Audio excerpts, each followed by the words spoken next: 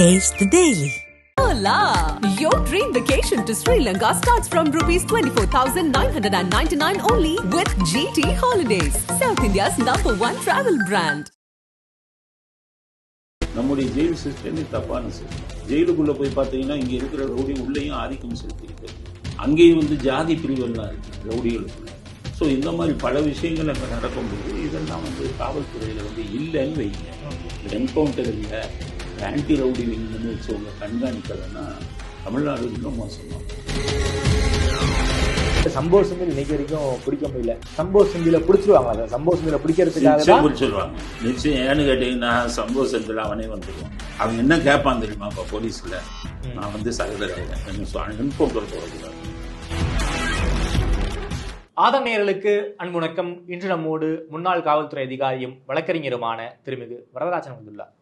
வணக்கம் சார். வணக்கம். நீங்கள் பல ஆண்டு காலமாக நீங்கள் போலீஸ்லலாம் பணிபுரிஞ்சிருக்கீங்க.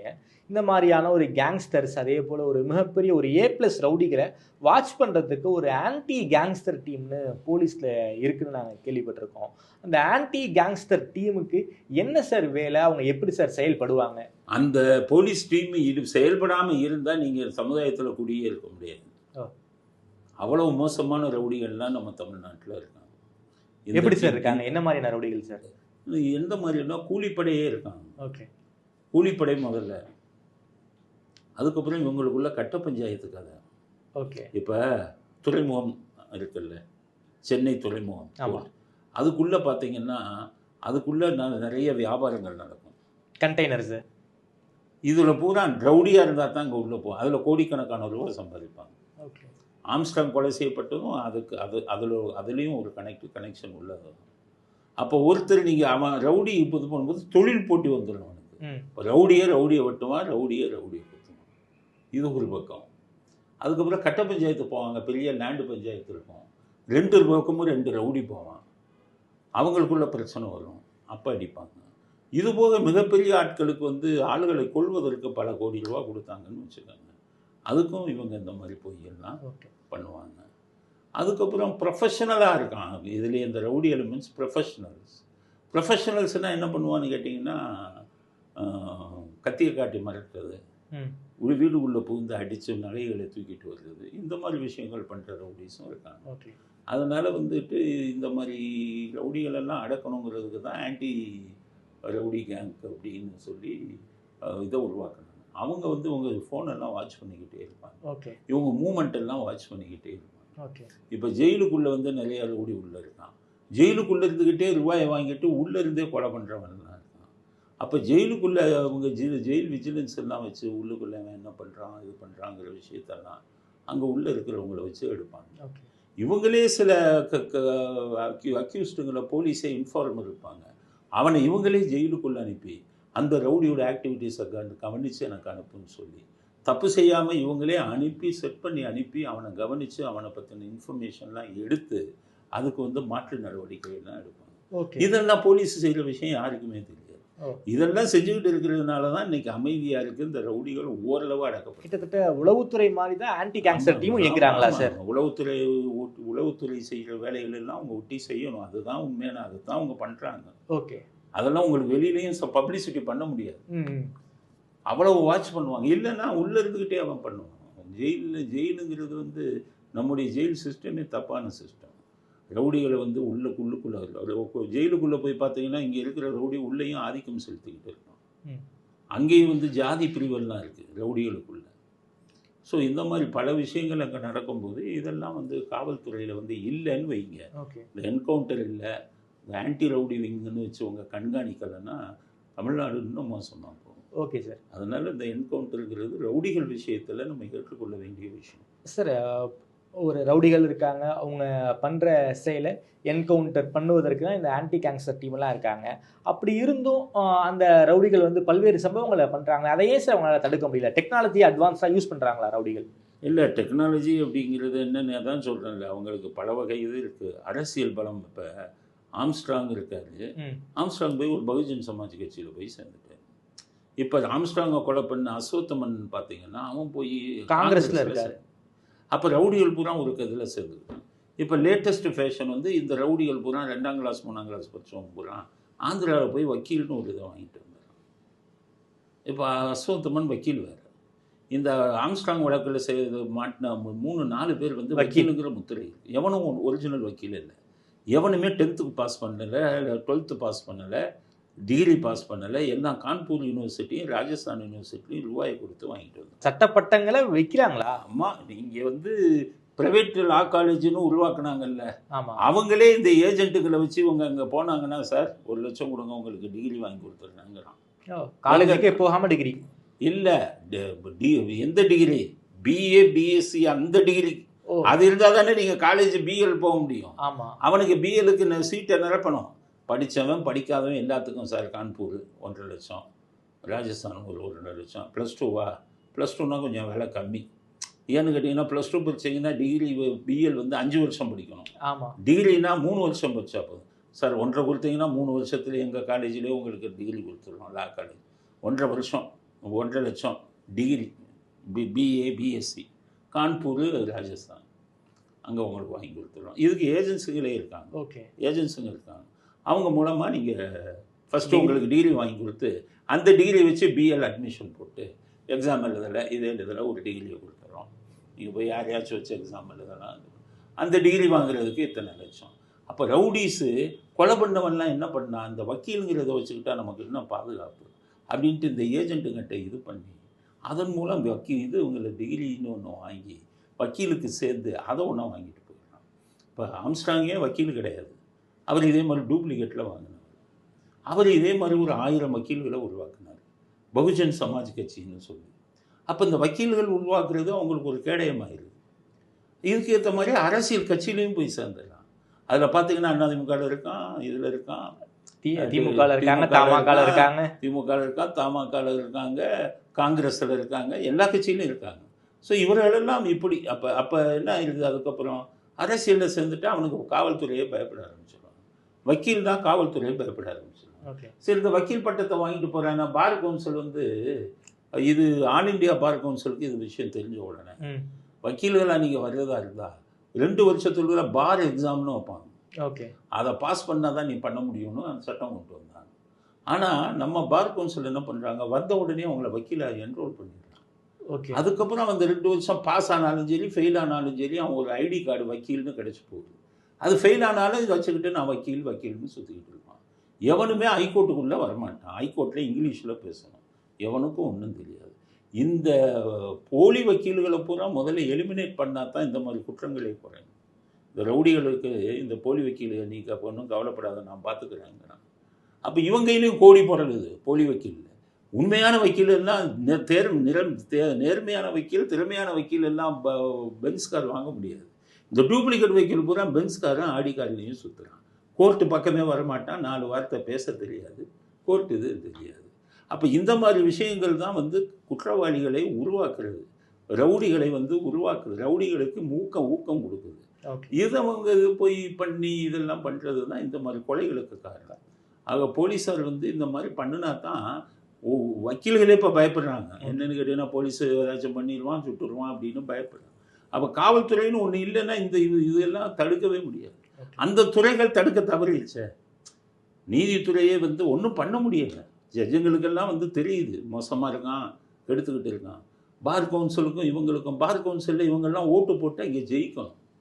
பார் கவுன்சிலில் தலைவர் பதவி, இது பார் கவுன்சில் சேர்மன் நிற்கிறாங்க, இவங்கெல்லாம் ஓட்டு போடணும் நமக்குன்னா போலி வக்கீல் எவனாக இருந்தாலும் அவனை இது பண்ணி ரெஜிஸ்டர் பண்ணிவிட்டு அவன் ஓட்டை வாங்கி ஜெயிக்கிறதுக்காக பண்ணிக்கிட்டு இருக்காங்க. அப்போ இந்த மாதிரி இருந்த அடிப்படை விஷயங்கள், இந்த ரவுடிகள் உருவாகிறதுக்கு காரணம் அடிப்படை விஷயங்கள் எல்லாம் அரசியல், நீதித்துறை. இதுகளை நீங்கள் ஒழுங்குபடுத்தலைன்னா ரவுடிகள் இன்னும் மோசமாக தான் பண்ணிக்கிட்டு இருப்பாங்க. அதனால் கொலை கேஸில் போலீஸ் பிடிச்சி அடித்து உதைச்சாலுன்னா இன்றைக்கி கட்சிக்கு தலைவராக இருக்கலாம். அப்போ அவங்களுக்கு எப்படி இருக்கும் போலீஸுக்கு? அவங்களுடைய மொராலிட்டி குறைஞ்சி போகும். என்னென்னா இப்படி நம்ம போட்டோம் இது அக்யூஸ்டா கொலை கேஸில், கட்சிக்கு தலைவன், ஒவ்வொருக்கும் ஒவ்வொரு கட்சிக்கு தலைவன். அப்போ என்ன இவங்களுக்குள்ளேயே தகராறு நடக்கும்போது ஒருத்தன் வெட்டுறது கொடுத்துறது. அதுக்கு தான் என்கவுண்டர் தான் அதுக்கு தீர்வு. எல்லாத்துக்கும் இது பண்ணுறவன் எவ்வளோ பெரிய நொட்டோரியஸ் ரவுடி கூட உயிருக்கு பயப்படுறான், தன்னுடைய உயிர். அவனால் 10-20 உயிர் போயிருக்கும், 10-20 கொலை பண்ணுவான், உயிருக்கு பயப்படும். இப்போதைக்கு ஆம்ஸ்ட்ராங் கொலை வரைக்கும் சிறையில் இருக்கக்கூடிய எல்லார் மேலேயுமே வந்து குண்டாஸ் போட்டிருக்காங்க. கூடிய சீக்கிரத்தில் வந்து சார்ஜ் ஷீட் போட்டுருவோம், ஒரு 3 பேர் மட்டும்தான் அப்ஸ்கான்னு சொல்கிறாங்க. இப்போ ஏதாவது லேட்டஸ்ட் அப்டேட் இருக்கா சார்? உங்களுக்கு 15 பேர் வந்து இதில் குற்றத்தில் சம்மந்தப்பட்டவங்க அப்படின்னா அவங்க முடிவுக்கு வந்திருக்காங்க. ஓகே, 15 பேரையும் கைது பண்ணிட்டாங்க. ஸோ அப்போ சம்போ செந்தில் தான் இன்னும் வரல. ஓகே, இந்த 15 பேர் மேலேயும் குண்டாஸில் போட்டாங்க. இந்த 15 பேர் போக சம்போ செந்தில் இவங்கெல்லாம் வந்தாங்கன்னா வழக்கு முழுமையாகும். அதனால் இப்போ இதில் தண்டனையில் அவங்களுக்கு தண்டனை கிடைக்குமா, தண்டனையில் இருந்து தப்பு வாங்கலாங்கிறத எப்படி சொல்லுவீங்க? ட்ரையல் நடத்தினா தான் தெரியும். ட்ரையல் நடத்தும் போது எத்தனை விட்னஸ் ஹாஸ்டைல் ஆகிறான்னு பாருங்க. இப்போ இதுலேயே ஆளுங்கட்சியை சேர்ந்த ரவுடிகள் மாட்டியிருக்காங்க. இந்த வழக்கை நடத்த போகிற வழக்கறிஞர் யார்? அரசு வழக்கறிஞர். அரசு தரப்பு வழக்கறிஞர் தான் நடத்துவாங்க. அரசு தரப்பு வழக்கறிஞர் இன்னைக்கு எந்த அரசாங்கம் இருக்குது? திமுக அரசு. திமுக. அப்போ அவங்களுக்கு ஆதரவான ஒரு வழக்கறிஞர் தான் அதை நடத்துவார் அவங்களுக்கு தான். அப்போ அந்த திமுகவை சேர்ந்த அந்த குற்றவாளிகள் தப்புறதுக்கு அவங்களே இன்டைரக்டாக உதவி செய்வாங்கல்ல. இந்த வழக்கை பொறுத்த வரைக்கும் கட்சி சார்பற்று எல்லாரையும் அப்படிதான் இருப்பாங்க. என்னைக்கு கட்சிக்காரங்க வந்து அப்போ பப்ளிக் ப்ராசிக்யூட்டர் இவங்களெல்லாம் அப்பாயின்ட் பண்ணுறாங்களோ அன்னைக்கு நீதித்துறை உருப்படாமல் போயிடுது. அவனுக்கு வேண்டியவனைத்தானே போடுறான். இப்போ ஜெயலலிதா அதுன்னு இருந்தது, ஆளுங்கட்சியாக இருக்காங்க. இந்த வழக்கை வந்து பெங்களூரில் நடத்தணும்னு கொண்டு போனாங்க. அப்போ அதே மாதிரி இங்கே ஆளுங்கட்சியாக இருக்காங்க, அவங்க தான் பப்ளிக் ப்ராசிக்யூட்டர், அவங்க வழக்கறிஞர்கள் தான் இருப்பாங்கன்னா எந்த வழக்கும் நிற்காது இல்லை. எல்லா வழக்கிலையுமே இவங்க தங்களுக்கு வேண்டியவங்களை வந்து இது பண்ணி காப்பாற்ற தான் பார்ப்பாங்க. அதனால் தண்டனைங்கிறது வந்து இந்த மாதிரி கொலை வழக்குகளில் ரொம்ப கஷ்டம். ஓகே சார், எல்லாம் மாறிடுவாங்க சாட்சிகள்லாம். குறிப்பாக சம்போ செந்தில் இன்னைக்கு வரைக்கும் பிடிக்க முடியல. சம்போ செந்தில பிடிச்சிருவாங்களா சார்? சம்போ செந்தில பிடிக்கிறதுக்காக பிடிச்சிருவாங்க நிச்சயம். ஏன்னு கேட்டிங்கன்னா சம்போ செந்தில் அவனே வந்துடுவான். ஓகே, அவன் என்ன கேட்பான் தெரியுமா? இப்போ போலீஸில் நான் வந்து சரண்டர் ஆகிறேன், என்ன என்கவுண்டர் போடக்கூடாதுன்னு கேட்பான். ஓகே, அது காவல்துறை என்ன சொல்லிடுவாங்க, என்கவுண்டர்லாம் அவசியம் இல்லை, குற்றத்தை கண்டுபிடிச்சிடும், தாராளமாக வாங்கணும். அப்போ இவனுக்கு பயந்துக்கிட்டு இருந்திருப்பான் காக்கா தோப்பு பாலாஜிக்கு. இவங்களோட அவன் ஆள் வச்சு நம்மளது. ஏன்னா ரிமாண்ட் எக்ஸ்டென்ஷனுக்கு போவாங்கல்ல, எவரி 15 days வந்து கோர்ட்டுக்கு கொண்டு போவான். அங்கே வச்சு ஆளை வச்சு கொண்டுட்டாங்கன்னா இப்போ அவனையும் என்கவுண்டர் போட்டாங்க. ஓகே, அப்போ சம்பவ செந்தில் இனி வர்றதுக்கு வாய்ப்புகள் அதிகம். பிடிச்சிருவாங்க, வந்துடுவாங்க. ஓகே, வந்து அவனையும் கொண்டு போய் இது பண்ணுவாங்க. ஆனால் கடைசியில் அவங்க அத்தனை பேருக்கு தண்டனை கிடைக்குமாங்கிறது தான் மிகப்பெரிய கேள்வி. ஸோ கன்விக்ஷன் ரேட் எப்படி இருக்கும்? ஆமாம், கொலை வழக்குகள் தான் கன்விக்ஷன் ரேட் வந்து எல்லா இதுலேயுமே ரவுடிகளுடைய இது வந்து லிஸ்ட்டு எடுத்திங்கன்னா 5 கொலை 10 கொலை, கடைசி காலுங்க 9 கேஸில் விடுதலை ஆகிட்டான்மா. விடுதலை ஆகிட்டேன் அப்படி. அதனால் என்கவுண்டர் அப்படிங்கும்போது அந்த ஆஃபீஸருங்க குற்றத்தை நேராக பார்ப்பாங்கல்ல, அவங்க வந்து மனசு தாங்காமையே இவனெல்லாம் விடக்கூடாது சமுதாயத்தில், இவ்வளவு கொடூரமாக பண்ணியிருக்கானே அப்படின்னு சொல்லி இது பண்ணி அவங்களே ரிவெஞ்ச் எடுக்கணும்னே அடிப்பாங்க. அவர்களும் மனுஷங்க தான், அவர்களுக்கும் குழந்தை குட்டிகள் இருக்குது. இந்த மாதிரி பண்ணியிருக்கானே அப்படிங்கும்போது அப்போ அதுக்கு இப்போ பொன்மாணிக்கவில் இருக்கும்போது 10-12 என்கவுண்டர் பண்ணார் ஏடிஎம்கே கவர்மெண்ட் 2001 எல்லாமே அவர் எடுத்த முடிவுகள் இப்படி எல்லாமே நான் குற்றத்தை பார்ப்பார். கற்பழிப்பு பண்ணியிருக்கான்னு வச்சுக்கோங்க, வீட்டுக்குள்ளே புகுந்து வீட்டுக்குள்ளே கணவனுக்கு முன்னாடி கற்பழிப்பு பண்ணியிருப்பான், தந்தைக்கு முன்னாடி பொண்ணை கற்பழிப்பான். இந்த மாதிரி விஷயங்கள்லாம் பொன்மாணிக்கவில் பார்த்த உடனே முடிவு பண்ணி வருவனை விடக்கூடாது. அது காரணம் என்ன? அவருக்கும் பகையா? அவரும் ஒரு மனுஷன், அவருக்கும் ஒரு மனசாட்சி. இப்படியெல்லாம் பண்ணுறாங்க. இப்படி ஒரு மனிதன் வந்து இந்த சமுதாயத்தில் வாழ்கிறானும் போது அதிகாரிகள் அப்படி தான் முடிவு எடுப்பாங்க, அடி அவங்களை விடவே கூடாது அப்படின்னு. அப்போ அவங்கள பிடிச்ச உடனே என்ன பண்ணுவாங்க தெரியுமா? பயங்கரமான அந்த கோபத்தை வந்து அவன்கிட்ட காட்டி தாக்குதல் பண்ணுவாங்க. அப்போ அவன் திருப்பி இவங்களை அடிக்கணும், தப்பிச்சு ஓடணுங்கும் போது என்கவுண்டர் பண்ணிடுவான். அப்படிப்பட்ட சூழ்நிலைகளில் வந்து குற்றம் நடந்த தன்மையை வச்சு தான் அதிகாரிகள் வந்து இவனை விடவே கூடாது அப்படின்னு ஏன் முடிவு எடுக்கிறாங்க. அவ்வளோ பெரிய குற்றவாளியாக இருப்பான், அவ்வளோ பெரிய நோட்டோரியஸ் கிரிமினலாக இருப்பான். கொலை குற்றமெல்லாம் இது என்ன கூலிப்படெல்லாம் பண்ணுறானே, அவனுக்கு உயிர்ங்கிறது சர்வசாதாரணம். 18 வயசுலேருந்து 21-22 வயசு பசங்க இருக்காங்க. அப்படியே கழுத்தை தனியாக அறுத்து கொண்டு வந்துடுவான், கழுத்தை அப்படியே தனியாக அறுத்து கொண்டு வந்துடுவான். 21 வயசு பையன் 10,000 ரூபா 30,000 ரூபா ரேஞ்சுக்கு குறைஞ்சி வந்துட்டாங்க, அப்படி தனியாக கொண்டு வந்துடுவான். அப்போ அதெல்லாம் உங்களுக்கு தெரியாது. இதை பார்க்குற காவல்துறை அதிகாரி என்ன பண்ணுவாங்க, என்னடா இவ்வளோ ஒரு கழுத்தை தனியாக 21 வயசு பையன் அறுத்து கொண்டு வரான் அப்படிங்க. அந்த காலத்தில் கையை ஒடிச்சு விட்டுரும், என்கவுண்டர்லாம் அப்போ இல்லை. கையை ஒடிச்சிட்டு லைஃப் லாங் அந்த கை வந்து அவனுக்கு உபயோகம். அதுக்கப்புறம் அவன் போய் கொலையே பண்ண மாட்டான். இப்போ கையை ஒடிக்க முடியலை. மனித உரிமை கமிஷன் வந்து நோட்டீஸ் வந்து, அதனால் அந்த பழைய லெவல்லாம் பண்ண முடியலை. இப்போ காலை மட்டும் உடைச்சிட்றாங்க. ஆமாம், அவனை இயங்க விடாமல் பண்ணுவாங்க. அது எதற்காக பண்ணுறாங்கன்னா அவனுக்கு உங்களுக்கும் சொத்து தகுறாரா? அதெல்லாம் இல்லை, சமுதாயத்தில் இவன் இருக்கக்கூடாது அப்படிங்கிறதுக்கு தான் அதெல்லாம் பண்ணுவாங்க அவங்களுக்கு. அதனால் நம்ம அவங்கள வந்து இதில் நம்ம எதிரிகளாக பார்க்கக்கூடாது. அவங்க செய்கிறதெல்லாம் நம்ம எல்லோரும் நன்மைக்கு தான். குற்றவாளிகள் விஷயத்தில் யாருக்கும் சொல்கிறேன், குற்றவாளிகள் விஷயத்தில் வாயை திறக்காதீங்க. அவனுடைய இப்போ இதை பாருங்க, பேக்ரவுண்டு, அவனுக்கு குற்றம் எது இல்லை, நல்லவன் அப்படின்னு தெரிஞ்சதுன்னா அப்போ அத்தனை பேர் சேர்ந்து குரல் கொடுங்க காவல்துறைக்கு. ஆனால் நொட்டோரியஸ் கிரிமினல் ஹிஸ்ட்ரி ஷீட்டர்ஸ் இவங்களுக்கெல்லாம் வந்து கண்டுக்கக்கூடாது அப்படி. அதனால் இந்த என்கவுண்டரை பொறுத்தவரை அந்த காக்காத்தோப்பு பாலாஜி வந்து நல்ல மனிதர் இல்லை, அவர் இதானதில்லை, அவர் மேலே அவ்வளோ வழக்குகள் இருக்குது. அப்படிங்கும்போது அதெல்லாம் காலத்தின் கட்டாயம் அப்படின்னு தான் நம்ம எடுக்கணும். சார், இப்போ ஒரு என்கவுண்டர் ஒன்று பண்ணிட்டாங்க, போலீஸ் பண்ணிட்டாங்க அப்படின்னா போலீஸ் அதை எப்படி சார், என்ன போலீஸ் எப்படி அதை ஹேண்டில் பண்ணுவாங்க? அதுக்கப்புறம் என்ன சார் நடக்க வாய்ப்பு இருக்குது? டிபார்ட்மெண்ட் ரீதியாக ஏதாவது ஒரு மீட்டிங் இருக்குமா, இல்லை ஒரு மேலே சார்ஜ் வைப்பாங்களா? அதுக்கப்புறம் மனித உரிமை கமிஷன் ஏகப்பட்ட பிரச்சனை இருக்குது, அதை அந்த சம்மந்தப்பட்ட அதிகாரி எப்படி சார் ஹேண்டில் பண்ணுவாங்க? இல்லை, இது மேல் லெவல்லாம் கேட்டுட்டு தான் பண்ணணும். ஓகே, அது மாதிரி என்கவுண்டர்னு பண்ணும்போது மேல் லெவல் கேட்பாங்க இந்த மாதிரி சூழ்நிலை. ஓகே, இப்போ வீரப்பணத்துலேயே அதுதான். வீரப்பணம் வந்து உங்கள் பிடிச்ச உடனேயே வந்து மேலதிகாரிகள் அரசியல்வாதிகள்கிட்டலாம் கேட்டாங்க. ஓகே, சிஎம் ஜெயலலிதாட்டே கேட்டாங்க. வீரப்பணம் உயிரோடு பிடிச்சிட்டு எனக்கு கிடைத்த செய்தி, காவல்துறை வேறு மாதிரி சொல்லலாம், எனக்கு கிடைத்த காவல்துறை உள்ளே இருக்கிறவங்ககிட்ட இருந்து எனக்கு கிடைத்த செய்தி வீரப்பணம் உயிரோடு பிடிச்சேன். பிடிச்சதுக்கப்புறம் முதலமைச்சர்கிட்ட இருந்து எல்லாத்தையுமே இந்த மாதிரி பிடிச்சிட்டோம். அப்படிங்கும்போது முதலமைச்சர் உங்கள் ஜெயலலிதா என்ன சொன்னாங்கன்னு கேட்டிங்கன்னா, நீங்கள் என்ன முடிவு எடுக்கிறீங்களோ அதை தைரியமாக எடுங்க, நான் உங்களுக்கு சப்போர்ட் பண்ணுறேன் அப்படின்னு தான் சொன்னேன். அப்போ அவங்க சொன்னாங்க, இல்லை மேடம், இது பெரிய நொட்டோரியஸ் கிரிமினல், நிறையா கொலை வழக்குகள் இருக்குது, இதெல்லாம் இருக்குது, அதனால் வந்து இதில் என்கவுண்டருங்கிறது தான் சரியான முடிவாக இருக்கும் அப்படிங்கிற மாதிரிலாம் அவங்க பேசுனதுக்கப்புறம் தான் அடித்தாங்க. ஓகே, ஸோ என்கவுண்டருங்கிறத மேலதிகாரிகளுக்கெல்லாம் சொல்லிவிட்டு முடிவெடுத்து தான் பண்ணுவாங்க. அதனால் அதில் வந்து என்கவுண்டர் பண்ணதுக்கப்புறம் அவங்க பல பிரச்சனைகளை சந்திக்க வேண்டியது. அதைத்தான் அவங்க எல்லாம் சந்திக்க. என்ன மாதிரியான பிரச்சனைகள் சார்? அதுதான் சட்ட பிரச்சனை, மனித உரிமை இதில் இருந்து வரும்.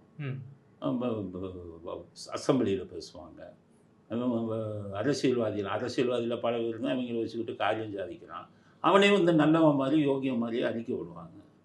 அப்போ இவங்களே இதாக இருவாங்க. என்னென்னு கேட்டிங்கன்னா, அவங்ககிட்டலாம் இப்போ வீரப்பண்ணதுலாம் முக்கிய தலைவர்கள்ட்டெல்லாம் முதல்ல அவனை பிடிபட்டதெல்லாம் இன்ஃபார்ம் பண்ணணும். ஓகே, ஆனால் முடிஞ்ச உடனே அந்த தலைவரை வந்துக்கிட்டு வன்மையாக கண்டிக்கிறேன் அப்படின்பாரு. ஓகே, அப்போ தான் நினைப்பாங்க இவங்கெல்லாம் சந்தர்ப்பவாதிகள் அப்படின்னு சொல்லி. ஸோ ஆளுங்கட்சி ஜெயலலிதா அவர்கள் எதிர்கட்சியாக இருந்தாலும் ஆளுங்கட்சியாக இருந்தாலும் என்கவுண்டரை எதிர்த்து பேச மாட்டாங்க. ஏன்னா அவங்க சீஃப் மினிஸ்டராக இருந்தாங்க, அது எப்படி பண்ணியிருப்பாங்க, என்னென்ன சூழ்நிலைங்கிறது அவங்களுக்கு தெரியும். அந்த ஆப்பர்ச்சுனிஸ்ட் இன்னும் சில தலைவர்கள் இருக்காங்க, அவங்க அரசியல் ஆதாயத்துக்காக ஆளுங்கட்சி எதிர்க்கணுங்கிறதுக்காக உடனே எதிர்ப்பாங்க. அதுக்காகத்தான் இவங்களெல்லாம் சில சில இதிலெல்லாம் வந்து வீரப்பனதெல்லாம் வந்து எதிர்கட்சி தலைவர்கள்ட்ட கூட சொன்னாங்க, இந்த மாதிரி சூழ்நிலை சார், இந்த மாதிரி இது அப்படிங்கிறதுலாம் எதுக்கு சொல்கிறாங்கன்னா, இவங்க நாளைக்கு பிரச்சனை பண்ணிடக்கூடாது அப்படின்னு. ஆனால் அதையும் மீறி அரசியல் ஆக்குறதுக்காக சில அரசியல்வாதிகளும் தமிழ்நாட்டில் உண்டு. அதனால் நான் எல்லாத்துக்கும் சொல்கிறேன், அரசியல்வாதி எப்படி போகிறான், அவன் வந்து ஆப்பர்ச்சுனிஸ்டுக்கு சந்தர்ப்பவாதம். பொதுமக்களுக்கு சொல்கிறேன், பாருங்கள் பேக்ரவுண்டு என்னென்னு பாருங்கள். கொலை இருக்குது, அவன் மேலே கொழுது இருக்குது, 4 கொலை, கண்டுக்காதீங்க, அவனுக்கு இறக்கப்படாதீங்க அப்படிங்கிறது தான். மனித உரிமைக்கெல்லாம் போய் கம்ப்ளைண்ட் கொடுக்காதீங்க. அவனால் பாதிக்கப்பட்டவன் குடும்ப மனித உரிமைக்கு நீங்கள் குரல் கொடுத்தீங்கன்னா உங்களுக்கு நான் மாலை போடுவேன். அவன் 5 கொலை பண்ணியிருக்கான், 5 கொலைனா 5 விதவைகள் இருப்பாங்க, அவனுக்கு இப்போ அந்த 5 கொலை செய்யப்பட்டவங்களுக்கு வந்து குழந்தைகள் இருக்கும். அவங்களுடைய மனித நலனை பற்றி யாராச்சும் நீங்கள் குரல் கொடுக்குறீங்களா? குற்றவாளிக்கே போய் மனித உரிமையில் போய் குரல் கொடுத்தீங்கன்னா என்ன இருக்கும்? அதனால் படித்தவர்கள் வழக்கறிஞர்களுக்கெல்லாம் சொல்கிறேன், இந்த மாதிரி கேஸில் ஒதுங்கி நில்லுங்க. காவல்துறை அவங்க கடமையை செய்யட்டும். காவல்துறையை நம்ம கண்காணிக்கணும்.